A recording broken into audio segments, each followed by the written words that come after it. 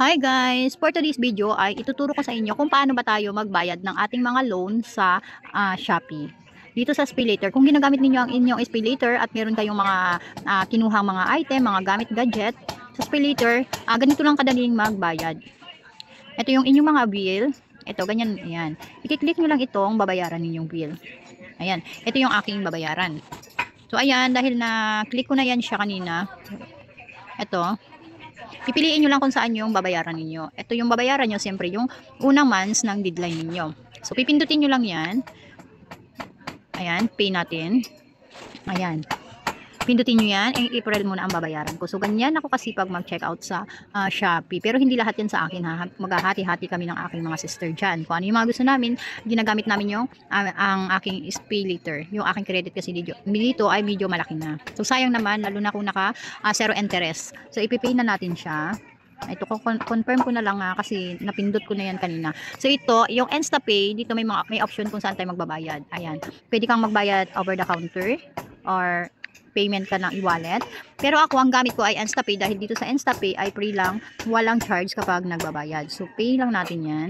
Tapos, isi-save natin itong QR code. Ayan, save natin yan siya.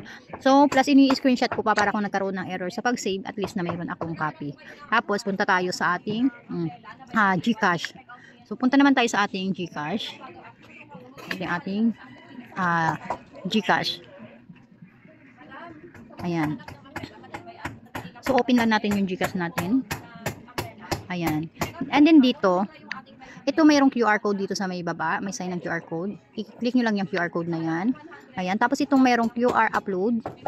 Dito, ayan. Ito yung mga picture ng ating nabayaran. So, ito, marami akong screenshot kasi nagla-live din ako kay Shopee. So, ito double click lang natin yung QR code na sinave natin. Ayan. Double tap natin yan. Ayan. So, na double tap na, direct na yan siya dyan sa ating GCash. So, kung magkano yung ating babayaran, yun din yung mababawas dito sa ating Shopee. Wala nang charge. Then, pay lang natin. Yan, pay lang natin yan.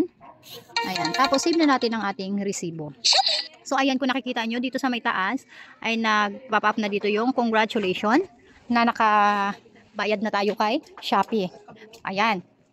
Nakabayad na tayo kay Shopee. So, ayan, ganyan lang kadaling mag-payment. So, hanggang dito na lang. Pero, papakita ko muna sa inyo kung anong itsura dito sa Shopee pala. Dito.